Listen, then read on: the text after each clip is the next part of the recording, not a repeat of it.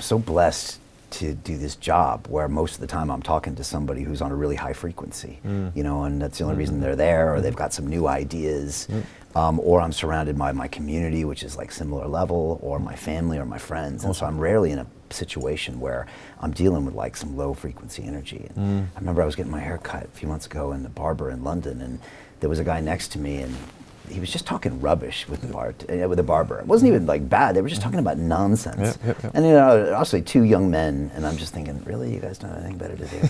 and I caught myself, and I'm like, wow, I'm reacting to this because the rest of my life is so pure that I don't involve anything around me. As soon as there's a whiff of negative vibes or low frequency or even not high frequency, just don't do it. Don't yeah, and so I was like, whoa, you really are detached from this. Maybe that's good.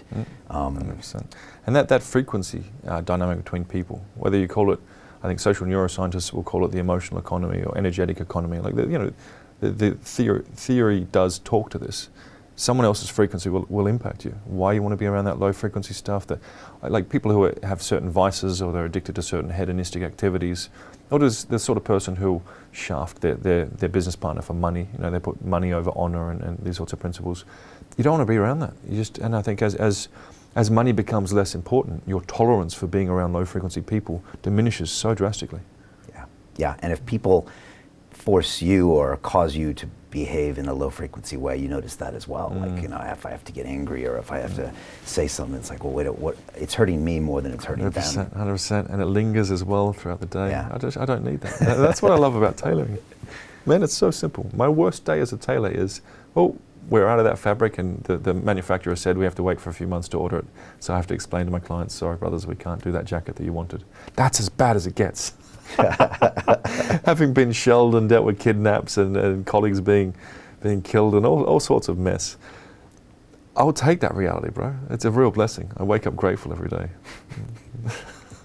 What's it like when you're around high-profile people? I think you mentioned when you were around Andrew and Tate, you know, security for them is no joke because they're dealing with a highly emotional public that's unpredictable. 100%. I don't think you did security with them. I think you were just friends. But you said you've seen them in situations. I think you mentioned Andrew's quite well aware of his own security. Both of them super switched on. Really? Yeah, super situationally aware. Absolutely. They carry themselves like security professionals. They have such professional paranoia, which is great. When you also then become very famous because you're a hard target, right? Right. But to your point, their fan base is so emotional, they just run at them. And this is years ago, before they even hit that most Googled man sort of status that Andrew hit. Because their fans, their lives have changed so drastically, they're improved. Hundreds and hundreds of young men have run up to Andrew saying, oh, thank you so much for reason X. I'm making more money, I'm back in the gym, I've healed the issues I had with my dad thanks to listening to you. Like, he has such a positive impact. And I think that's the difference between like sort of fans or viewers and actual real supporters. The Tates have real supporters, like guys who are like, you've changed my life. You are the father figure or older brother that I never had. I need to run up and I need to tell you thank you. The issue is both Andrew and Tristan don't really like being run up on. Yeah, funny that. So it's and rightly so, you know, they've come from some pretty violent suburbs of both in Luton and over in the US in areas of Chicago where they grew up. So it is very interesting to see how that their arc has gone. But we want to talk about very high frequency people. They're the most high frequency people I've ever met. I don't fanboy on anyone. Again, I've had clients who are billionaires, oligarchs, royals. Obviously, I'll never talk about that sort of thing. I'll take, you know, my interactions with such people to the grave. But I've never seen somebody as high frequency and high output physically and mentally as Andrew Tate and Tristan as well. Very unique intelligence, very different guys.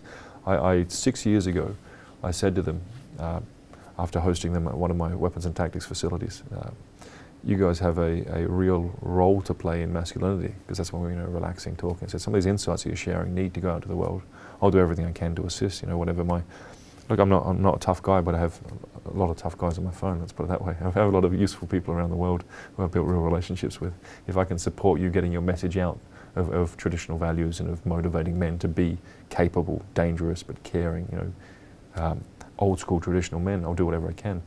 I didn't know they'd then become that famous, but it was very clear to me that their high frequency, their message, the insights they were able to channel would create and lead to a very clear sort of movement among reviving masculinity, if you will, in men today, and it played out over the following years. Were they doing that actively in like 2000? You met them in like 18, 19? Yeah, around then. Okay.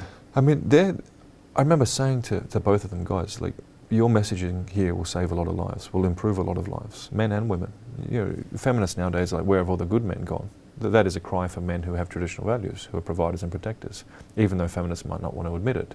Andrew and Tristan Tate talk to that. They talk to men being capable, being accountable, you know, putting in that huge amount of work to become the man and then take care of your people. That's their core message. And so I said, your message needs to get out to the world because it'll do so much good. And they said, yeah, when it's time, we'll do that. At the moment, at that point, they were building the brand, you know, the cars, the YouTube videos. There was a joke, we do these YouTube videos, and they'd spend like $50,000 an episode, and they get like 10,000 views. So it's the most expensive per view YouTube channel on the planet. But obviously it worked. It grew over time and became the cultural sort of icon that Andrew and Tristan Tate are, through them saying, yeah, we're going to build the brand, we're going to use the flashiness, but then we're going to have this message of, essentially you could call it male empowerment. I know people might view that as a bad thing, but again, if we're in a world where most women, especially in the West, are saying, where have the good men gone? Male empowerment is necessary to make men feel accountable and duty-bound to become capable providers and protectors. And that's the core message of the brothers. So very interesting to observe over the years. Yeah, it sounds like they were focused maybe in the 15s and 16s or earlier on building their businesses and their wealth, and then they made a conscious decision that, okay, we're going to go into the public sphere. Exactly, yeah, exactly. And that's a scary decision to make. They probably didn't know what was coming. That's exactly and of course, the sphere was also evolving at the same time. Like there weren't people maybe back in 15 or 16 they could point to and say, I'm going to become them, because it hadn't really evolved. Well, I remember at one point Tate gave a sort of call out to Logan Paul, saying, hey, you know, I'll fight you, you're looking for people to fight. And of course it didn't get any traction because Tate wasn't that big. Tate is now much more loved and real emotional supporters who are grateful to him than Logan Paul would ever be. Logan Paul was just an entertainment figure, as far as, you know, my read on these things. Same with Dan Bilzerian. Met the brother recently, spent time with him. You know, I remember at one point we were talking about reaching out to Dan Bilzerian and the Tates spending time with Dan Bilzerian, but it didn't happen because the Tates weren't big enough. Tates have arguably become much bigger now. So it's really interesting to see that arc. And I think, again, I don't fanboy on any man, but I've been behind the scenes watching these brothers, Andrew and Tristan, consciously create this global fame movement. It's masterful. It's marketing and controlling, capturing and monetizing that attention economy.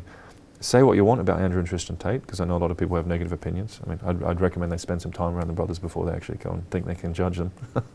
Amazing people. I'm very grateful to have spent so much time with them. But these brothers are absolute masterful, you know, marketing chess players. You know, global attention economy capturing chess players, and it's been incredible to observe. Hey, I know investing in crypto is scary. It takes a real leap of faith because there are so many scams, rug pulls, and bad actors out there. It's a dangerous business, which is why 95% of people lose all their money. Well, that's why I created the London Real Investment Club, so you can access the hottest deals on the planet and use the crypto bull market to create the generational wealth that you deserve. Join my team of over 100 people from around the world that are making millions of dollars behind the scenes investing in blockchain, AI, Web3 games, DeFi, Bitcoin, and more. Don't miss out. Click the link below to book a call with one of my team now. But hurry, this bull market will end soon. I know investing in crypto can be scary. That's why you gotta join the investment club. Pull the trigger. Let's do this.